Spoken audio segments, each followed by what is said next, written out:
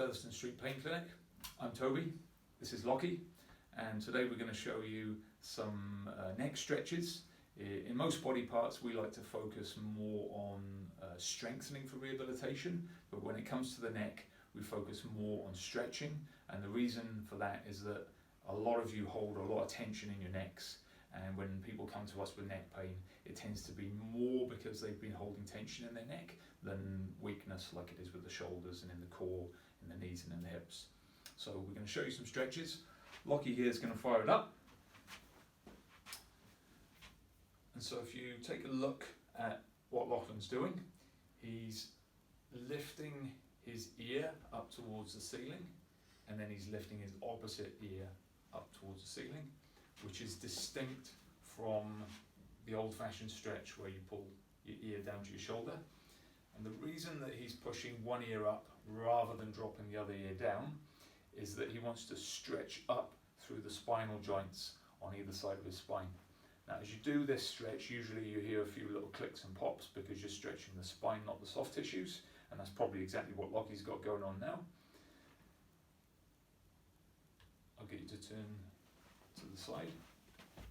So the key to success with this one is to stay completely straight on and look straight ahead, and that enables you to stretch up through the spinal joints which are right up the side here. Keep going there, Lockie. This is the type of exercise where you could perhaps set a 5-minute timer on your phone and sit there for 5 minutes in the middle of your day at the office or at the end of the day at home and just do a whole 5 minutes.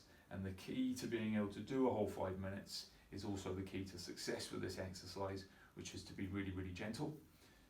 Turn your back there, Lockie. So if you take another little look, what he's doing is he's stretching his ear up to the ceiling and then his opposite ear up to the ceiling. And when you try this yourself, what you'll find is that you get a strong sense of a stretch up right through the spinal tissues. It's not a soft tissue stretch, it's not a muscle stretch, it's actually a spinal stretch.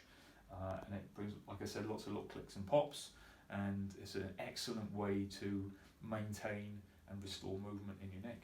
Back to the front one more time, Lockie. And like I said, most important thing of all, be really, really gentle and just take your time. So you do a whole 5 minutes, which will feel like ages. You're using time to stretch instead of using brute force to stretch.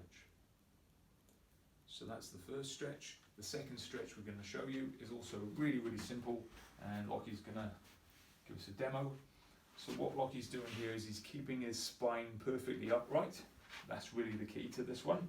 And then he's just using the weight of his hands to drop his head down. Now the weight of the arms and the hands is about enough to give you a really nice stretch through the soft tissues of the neck. You don't want to pull down too hard, mainly because you'll just make yourself sore. It's very hard to injure yourself in this position, but you can make yourself sore. And again, you could probably go for a whole minute, and a minute will feel a long time with this one, and you could maybe repeat that 5 times. The reason that we do this one like this, if you let your arms down, Lockie, now assume a really bad posture, so let your shoulders drop forward. The reason that we do this one is that when we have bad posture and when we hold tension in our necks, we shorten here. So all these connective tissues shorten, and then to offset it, you can lengthen the neck out and stretch like that using the hands for assistance.